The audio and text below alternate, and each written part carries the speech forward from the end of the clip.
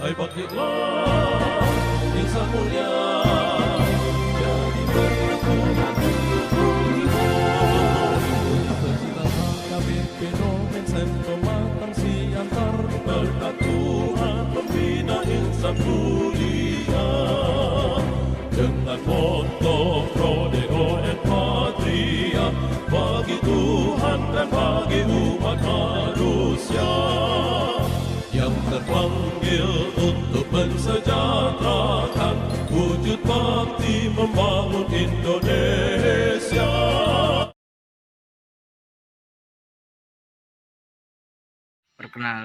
Perkenalkan, nama saya Lesa Alpiano, Pak Pahan NPM 1801060111.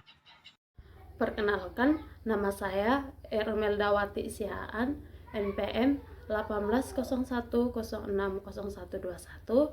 Saya dari kelompok 5 Universitas HKBP Nomen Sen Pematang Siantara.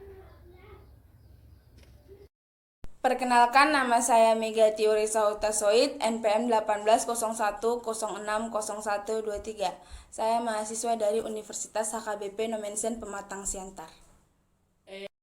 Perkenalkan, nama saya Restia Siana Sitorus, NPM 1801060120. Saya mahasiswa dari Universitas HKBP Nomen Sen Pematang Siantar, Fakultas Keguruan dan Ilmu Pendidikan Ekonomi. Perkenalkan, nama saya Milenia Otorida Boropusunggu, MPM 1801060104. Di sini saya akan menjelaskan tentang latar belakang pentingnya memilih strategi kebijakan moneter yang tepat untuk membawa Indonesia keluar dari krisis ekonomi. Berbagai analisis menyimpulkan bahwa penyebab utama parahnya krisis Asia adalah kerapuhan di sisi ekonomi mikro seperti sistem perbankan yang tidak sehat, ketergantungan sektor usaha pada utang baik dari dalam maupun luar negeri, dan sistem pasar yang dikuasai oleh segelintir monopolis yang menjadi kuat akibat praktek kolusi. Tidak sedikit yang menilai bahwa monopolis yang menjadi kuat tersebut kemudian diperburuk oleh ketidaktepatan kombinasi kebijakan ekonomi makro yang diambil pada awal dan selama krisis. Sebagai salah satu instrumen kebijakan ekonomi makro, kebijakan ekonomi makro memiliki peran yang sangat penting dalam penyelesaian krisis ekonomi yang sedang terjadi di Indonesia.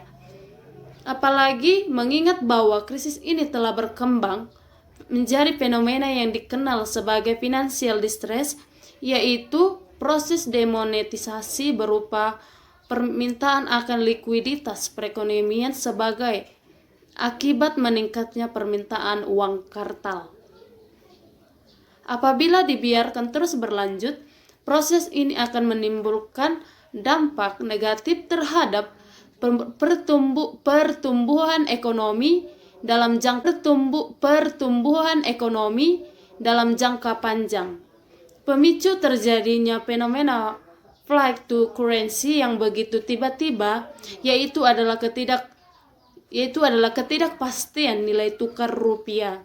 Oleh karena itu, upaya pemulihan ekonomi sangat tergantung kepada ketetapan strategi kebijakan moneter yang diambil, khususnya dalam rangka mengembalikan kepastian nilai tukar.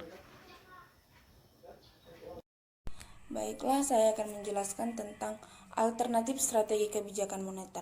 Kebijakan moneter adalah salah satu instrumen kebijakan pengurangan pengeluaran, sedangkan kebijakan nilai tukar adalah salah satu instrumen kebijakan pengalihan pengeluaran. Kombinasi kebijakan yang dapat diambil oleh otoritas dalam menerapkan kebijakan moneter dan nilai tukar. William Paul 1970 mengidentifikasikan 3 alternatif strategi kebijakan moneter, yaitu yang pertama, strategi jangkar uang beredar, 2, strategi jangkar suku bunga, 3, strategi kombinasi sistematis antara sasaran volume uang beredar dan tingkat suku bunga. Ketiga strategi tersebut lebih relevan diterapkan dan di dalam suatu perekonomian tertutup atau di dalam suatu perekonomian terbuka yang menerapkan kebijakan nilai tukar mengambang. Karena hanya di dalam kedua bentuk perekonomian tersebut otoritas moneter memiliki independensi penuh dalam mengendalikan jumlah uang beredar dan atau suku bunga domestik.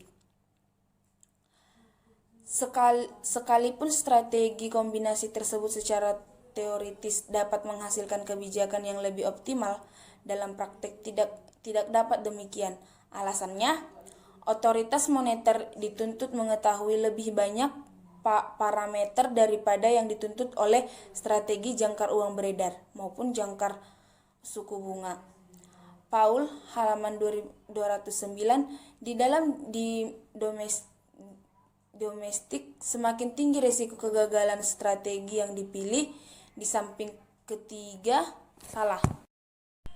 Sekalipun strategi kombinasi tersebut secara teoritis dapat menghasilkan kebijakan yang lebih optimal, dalam prakteknya tidak selalu sama. Alasan otoritas moneter dituntut mengetahui lebih banyak parameter daripada yang dituntut oleh strategi jangkar uang beredar maupun jangkar suku bunga. Di dalam suatu yang masih diliputi oleh ketidakpastian, semakin banyak parameter yang harus diestimasi, semakin tinggi resiko kegagalan strategi yang dipilih. Di samping ketiga alternatif strategi di atas, terdapat dua pilihan strategi lain, yaitu strategi jangkar nilai tukar dan jangkar laju inflasi. Sebagaimana halnya strategi jangkar suku bunga, strategi jangkar nilai tukar lebih cocok diterapkan pada perekonomian yang mengalami tekanan-tekanan moneter, khususnya dalam bentuk fluktuasi permintaan uang. Dan hal itu, tekanan-tekanan tersebut akan diredam oleh penyesuaian yang terjadi pada neraca pembayaran, sehingga dampak negatifnya terhadap stabilitasi harga dan produk dapat diminimalkan. Sebagaimana halnya strategi jangkar suku bunga, strategi jangkar nilai tukar lebih cocok diterapkan pada perekonomian yang mengalami tekanan-tekanan moneter, khususnya dalam bentuk fluktuasi permintaan uang. Dalam hal ini, tekanan-tekanan tersebut akan diredam oleh penyesuaian yang terjadi pada neraca pembayaran, sehingga dampak negatifnya terhadap stabilisasi harga dan produksi dapat diminimalkan.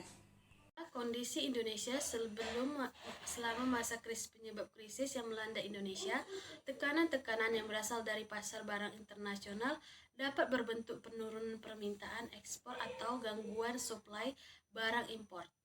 Sedangkan tekanan yang berasal dari pasar keuangan internasional dapat berbentuk kenaikan suku bunga real internasional dan terputusnya akses ke pasar keuangan internasional akibat anjloknya kepercayaan investor. Untuk kasus Indonesia, faktor yang disebutkan terakhir tampaknya lebih relevan dalam menjelaskan penyebab krisis yang terjadi. Yang kemudian sering menjadi bahan perdebatan adalah penyebab dari hilangnya kepercayaan tersebut. 4. Mengacu kepada konsep teori dan pengalaman negara-negara lain serta pengalaman Indonesia sendiri, diajukan beberapa alternatif strategi kebijakan moneter yang dapat diterapkan di Indonesia. Strategi kebijakan moneter dan nilai tukar yang tepat tergantung pada 3 faktor, yaitu jenis tekanan yang dihadapi.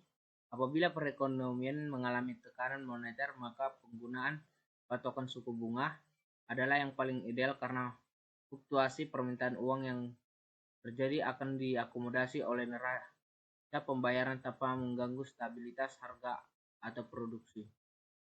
Kedua, karakteristik struktur ekonomi suatu negara.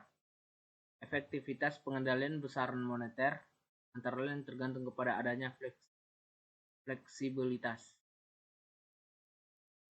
Pendekatan ini akan lebih memberikan hasil yang memuaskan apabila diterapkan di dalam perekonomian yang lebih terbuka. 3. Prioritas sasaran ekonomi. yang ditetapkan oleh pemerintah khususnya yang berkaitan dengan trade-off antara produksi, inflasi, dan neraca pembayaran. A. Jangkar uang beredar. Cukup sulit memilih secara akurat jenis tekanan eksternal yang melanda Indonesia. Dari uraian pada bagian 3 dijelaskan bahwa contagion effect, contagion effects telah menjadi pemicu tekanan di neraca pembayaran dalam bentuk derasnya arus modal keluar. Dengan perkataan lain, tekanan dari sisi moneter adalah pemicu krisis ekonomi di Indonesia.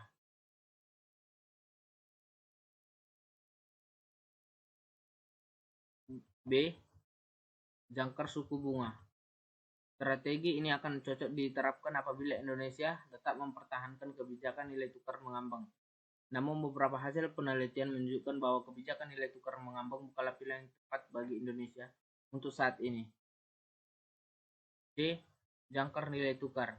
Faktor-faktor lain yang mendukung penerapan strategi jangkar nilai tukar adalah: 1. Perekonomian Indonesia telah berkembang menjadi relatif sangat terbuka. Dalam kondisi ini nilai tukar telah menjadi indikator harga relatif terpenting dalam perekonomian sehingga menjadi instrumen yang efektif dalam mencapai stabilitas harga. 2. Pasar tenaga kerja bersifat fleksibel karena suplai berlimpah dan tidak ada kekakuan tingkat upah yang disebabkan oleh faktor-faktor kelembagaan. 3. Tidak adanya pembatasan devisa telah mempermudah arus keluar masuk modal sehingga mampu mengakomodasi tekanan-tekanan moneter secara otonomus tanpa harus mengandalkan pada fleksibilitas nilai tukar. D. Jangkar laju inflasi.